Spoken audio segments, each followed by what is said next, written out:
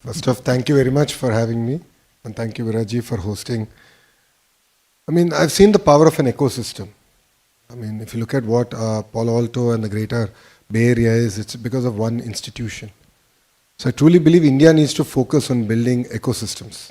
Politically, it might sound correct to do different projects across the country, but if they have to sustain for the next 100 years, I believe in the power of ecosystem, and that's what we are doing in Andhra Pradesh. The second aspect that has had profound impact on me personally, and from Stanford Business School, is for our finals, we never had invigilators. So there's no one. And that left a profound impact on me on the need to build character and integrity and make that part of our culture, our rhythm, and in education. So when I did talk about this to our Chief Minister, Mr. Naidu, he said, good. So you have to deal with human resource development, PG and skill development, and IT and electronics. So you can do that better, and that was the task given to me. Thank you. I'm going to jump right into another project that Andhra has taken immediately after election, something that is quite unique. The Prime Minister has announced the Viksit Bharat project, which is 2047. And then Andhra is one amongst the first states to have announced what is called Swarna Andhra 2047. This is a very unique state-level project, also very much in keeping with Mr. Naidu's vision, pioneering everything, going out there, doing it, taking the big targets, putting it down for themselves, for the bureaucracy, for the stakeholders, businesses, and has a lot of sectorial policies that are in that. I'm told there is industrial policies, renewable energy, IT, GCCs, data center, cloud, building on the vision of a tech-driven Andhra. If you could elaborate a little bit about that, because it's not, I think it's one of the few and unique propositions from a state. So if you could just elaborate on that a bit. No, the Honorable Prime Minister pre-election did talk about Viksit Bharat. And taking a leaf from that book, we said, let's now focus on Viksit Andhra Pradesh. And we broadly laid out the vision of what we want to achieve. And then we are now going back to our electorate and asking feedback on what we should do. So it's a people-led movement, number one. Number two, as a state, taking from my first question, as a state, we believe in the power of ecosystems. So if you look at the state of Andhra Pradesh, we are peculiarly a long state. We have the second longest coastline. So each district is a geography for administration in India. Each district, we have specific focus areas. So if you take the southern bit, we want to focus on automotive manufacturing in one district. Renewable energy is a big thrust area. It's not just about solar, wind, it's about the pump storage projects. Close to 72 gigawatts is going to get built out in the next 5 years. Then you have the two other districts which are focused on electronics manufacturing, which is the Chittoor and Kadapa district. So like this, we have very district-specific focus areas. So coming to north of our state, we're going to focus on data centers, big data, the entire chem and pharma hub. So there's a lot of specific focus areas, and then we go back and say, what should each department do in order to achieve this vision? So for me, it's very clear that I have training institutes in the government. The ITI is polytechnic. So we're going to train manpower for tomorrow. So let's talk about all the green jobs we can create in one district. All the civil aviation jobs we can create out of one district. So that gives a lot of clarity, alignment for the state government on what we should go out achieving. And apart from that, Viksit Andhra Pradesh, which is Swarna Andhra Pradesh that we have. Swarna Andhra Pradesh translates to Golden Andhra Pradesh. We are now working backwards of saying that, okay, if we need to achieve this kind of per capita income, then how do we go about achieving it? So which department should do what, and we're going to measure ourselves on a monthly basis, like how all of you do your business. Even the state is going to do this. On a monthly basis, we're going to measure it. And the second part is, in this journey, we don't want anyone left behind. So we are creating a family, a report card of sorts, and saying what are the project or practice we can give to that family to pull them out of the cycle of poverty. So it's no longer about wealth creation alone, but how do you ensure that even people below the poverty line can be given a handout and to just pull them out of the cycle of poverty. And that's something that I think is going to be very unique to the state, and we're going to launch this in the next 3 months. Excellent, congratulations. Just to link to that is another pioneering effort in this very short period since the election, which is the skill census. We haven't heard of this widely. But when I was doing the research, I sort of came across this, which is very unique again to Andhra, which is a basically creation of population scale digital public infrastructure for skilling and employment. It reflects the forward-looking vision of the Honorable Chief Minister to sort of build this capacity. First, do a census, and then could you elaborate on that a little bit? Another pioneering concept? The skill census that we're doing is one of its kind in India, I think one of its kind in the world. Probably the first time. It's a massive effort. We just started the pilot in my own constituency where I got elected. And the idea here is we're going to go door to door. And then we're going to triangulate data from multiple data sets. So apart from the household data, the education data, we want to understand what is a basic skill set. And then come back and see what kind of skill interventions we can do based on the market demand. So think about industry from one side, the youth on one side, and government has a platform. And then skill up it's going to be a journey. It's not a destination. It's not a one-off effort as far as our state is concerned. So we know where the industry is moving, and we want to learn from that, from all of you. And then we want to work backwards on saying, to this family, what can we do? What is the skill intervention that we can do? So it's very, very micro-targeting that we're going to now do. And I believe that will ensure that we deliver on the first promise in a manifesto, which is to create 2 million jobs in 5 years as a state. And we are the only political party to actually make that bold statement before an election. Wow. And fundamentally, I think all of us have to accept one thing, which is the Telugu people, the people from both Andhra and Telangana play a very important role in the IT sector. And all this points back to the reforms that Mr. Naidu did in his first term as Chief Minister, which is to get a lot of investments in education. So we had a lot of engineering colleges come up. So we have amazing talent. And this talent has gone across the globe. And taking a leaf out of that, what we are looking at as Visakhapatnam is, why can't we ride the wave of big data and the AI ML? So like when you look at Hyderabad, it was all the Y2K boom. So we have a next frontier that we can now do. And that's where I believe that Visakhapatnam can play a very important role. So we have renewable power. It's a beautiful location. So I keep jokingly saying, if Bangalore were to marry Goa and have a baby, that would be Visakhapatnam. It's gorgeous. It's absolutely gorgeous. So it's a great location, amazing manpower, and we have a progressive government, a government which is not just talking about ease of doing business, but speed of doing business. Because though lot other states have done on ease, but speed is the biggest challenge because investments have just gone up. And even a month, 2-month delay throws your entire business plan out of whack. So we understand that and we want to deliver on the speed of business promise. So Visakhapatnam is going to be a focus from an IT perspective, our chemical, pharma perspective, and even medical devices manufacturing. So it's going to be a hub. We're going to do the entire ecosystem. All the ITIs, the polytechnics, all the engineering colleges there are going to focus on creating world-class curriculum and delivering on that promise. The flood that we had recently was 1 in 248 years event. And as things are changing and we're going to have once in a century events happening more often. So as a state, we understand that. But this flood definitely caught us off guard. It was a flash flood. In greater parts of the city, we had more than 6 foot water. And it was the first time that we had to handle floods. As a state, we've handled cyclones and we have expertise in that. But then Mr. Naidu being Mr. Naidu said, why can't we use drones for delivery? And I remember quite a few of the operators saying that's not possible. I mean, we've used it for agriculture purpose. Being an Indian, we call the Jugaad model. We had a basket fitted, let's say, let's try it. And success, we actually managed to deliver food. I wouldn't say that it was the best model. I think it was a great beginning because we didn't have enough of drones. So I wish I had 2,000 drones. Then I could have delivered breakfast, lunch and dinner to every house.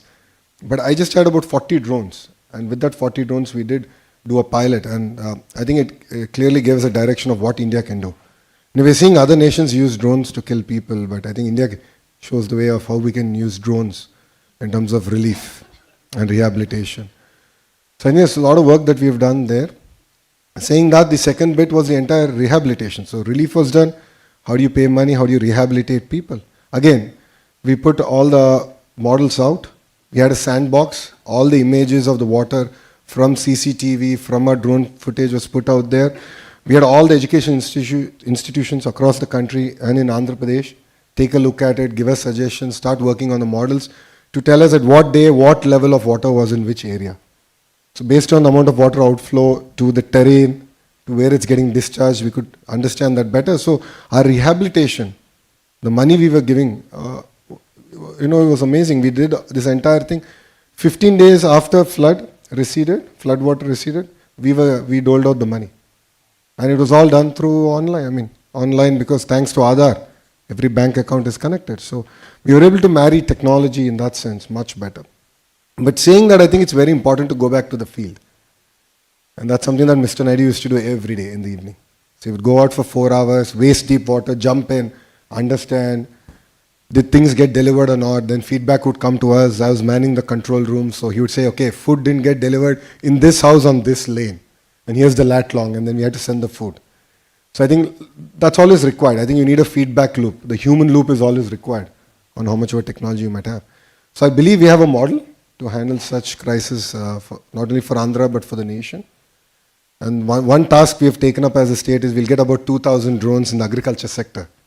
A lot of the spraying, the pesticides and so on and so forth actually can be done using drones. And then during an emergency, we can pull it out and use it for relief activities. So I think it's a great learning experience. And as a country and I think as a nation, we're just learning on how can we use this technology far better.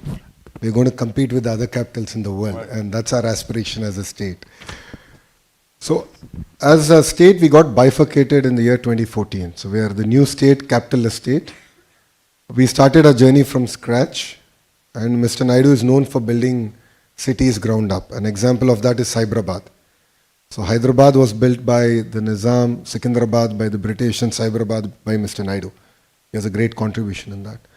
So he's known for it, and he brought the same vision, but he said, let's do this from scratch, and a completely green field. And the beauty of this project is not just the technology bit, but the human angle, where not even an acre was owned by the government, it was owned by the farmers. So we pooled the land from the farmers, where developed land went back to the farmers. So how do you make farmers part of this growth, the economic growth that we're going to deliver? So and that's very unique in that sense. And we started off with that project. It is going to be India's world-class city. It's going to be all green powered. It's a city that's going to have district cooling system. Like how we have power, water coming and gas coming home, you'll actually have air conditioning coming as service. So we're looking at various efficient models that have been deployed across the world that can enable us to leapfrog as a city. That's one part. The second part comes to the entire knowledge bit. If you look at it, we already have India's premier institutes like SRM, VIT, already having campuses there, and they're creating world-class students, faculty coming out of that area, and more campuses are going to come. So that's where the entire knowledge economy is going to get kick-started. And saying that, as a government, we are very passionate about real-time governance. We did this in the past between 14 and 19. But now things have changed. Now government can be in your phone. So why should you go to office? And single question is that. So when you push a button, you're able to watch a movie. When you push a button, you're able to get a cab or groceries or lunch or dinner. Why can't government be that responsive? And that's a straight question that I get asked by the Honorable Chief Minister. Saying that, phase one, we're working with various platforms, and the phase one, we intend to deliver about close to 100 government services via any platform to your phone, number one. Number two, we want to use AI, and we are in talks, we are actually piloting it. And there are amazing examples of how AI can sort of improve the efficiency of government delivery. And the various instances where I believe we could have done much better than we did in the past. So you'll see in the next 100 days AI being deployed in governance, and also helping ministers, bureaucrats take decisions. So we already started this project where we have a digital twin for every minister. And based on the entire social listening, based on the feedback from various sources, it would advise that these are probably the 5 areas you want to pay attention in this week. So we're giving these insights to the ministers, and then we have this entire feedback mechanism. We understand sentiment across various ministries far better today. So 100 days from now, I think I'll be able to present it actually in front of everyone. And then we want to then go down, have a digital twin for every member of Legislative Assembly, so they can understand better what are the pain points, what are the things that we need to now focus on. So we're now working with private universities, global universities now to come and invest in our state. with a clear vision of what should come in which district. So one university which got added to the list was the entire Civil Aviation University. So we're working with GMR, which is the world's second largest private sector airport operator. And we're working with them on actually building a civil aviation university in Visakhapatnam, because that's where we believe that it can be the hub for it, and where 25% of the global workforce can actually come from Andhra Pradesh. Logistics is going to be closer to where the ports are. Nellore is one district which has a good number of ports. We want to do it there. So with a very sectoral focus, we are now encouraging universities to actually come, start their campuses in Andhra Pradesh. And I'm fortunate to have both hats, Bharat and India. So Bharat hat is the Human Resource Development Ministry. India, of course, is the IT Electronics Ministry. So I'm lucky to have both, and I'm able to steer in terms of policy and what is required.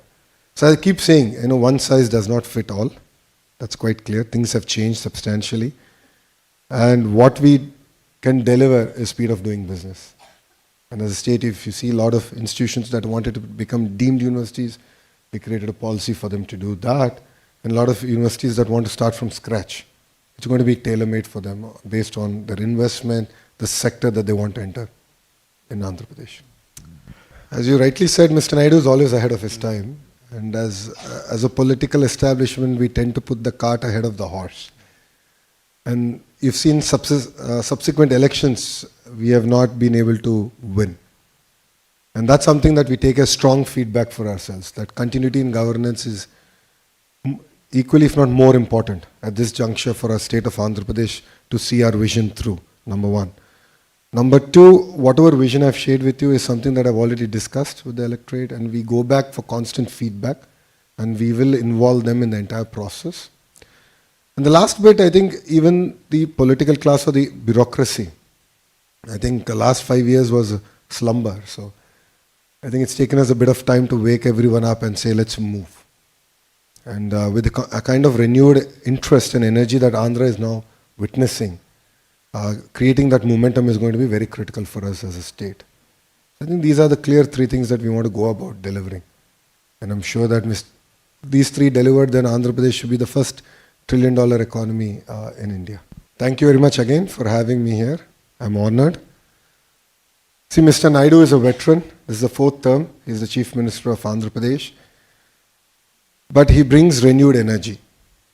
Just to give you an idea of the kind of mandate we got, out of the 175 constituencies we contested, we won 164. That's a 92% strike rate. It's the highest ever even we've witnessed. Saying that, out of the 164, 88 of us are first-time members of Legislative Assembly. In his cabinet, 17 ministers are first-time ministers. So a lot of fresh faces, a lot of energy to do good. All of us are raring to just get going. Andhra Pradesh is, as I said, a very long state, which lends itself very well for decentralized development with clear sectoral focus. As I already stated, we believe in the power of ecosystems. And we are here to deliver on that ecosystem. A lot of work has already been done between 14 and 19. It could be renewable energy, it could be the automotive, the mobility sector. Electronics manufacturing is another great area where a lot of work has already been done. Biofuels, aquaculture, pharma, then you of course have the entire medical devices manufacturing, the IT space. So the state lends itself very well for investments across all sectors. And the beauty of our state is we can potentially be a net zero in terms of carbon emissions as a state. Sheerly because of the 72 gigawatts of renewable energy that is going to come online by the end of our term, which is 2029. So as a state, we are competing with other states, no second thoughts about it. But one thing I can promise to you in Andhra Pradesh is speed of doing business. That's something that other states cannot promise. We will deliver on that.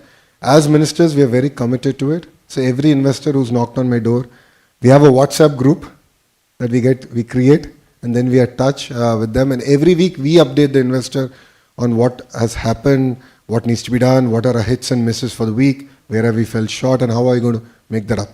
Because your investments ticket sizes have increased. I mean, now $1 billion investment seems to be a norm of the day. But then a week delay, a month delay, or even a 6-month delay of your project is just going to throw your business plan out of the window. So we understand that, we appreciate that. So we will deliver on the speed of doing business, and we're here to deliver. And last point, for us to deliver this, we have recreated Economic Development Board, which is being headed by a young IAS officer. And we have his entire team under him is coming from the private sector.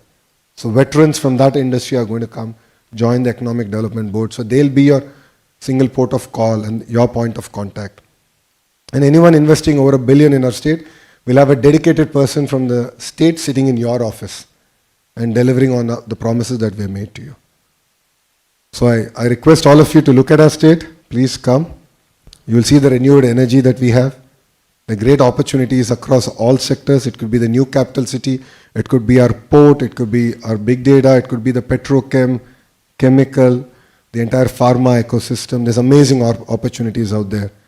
So I request all of you to take a hard look at the state of Andhra Pradesh and definitely give us an opportunity, and believe me, we will deliver much, much better than any other state in India. So thank you very much for having me.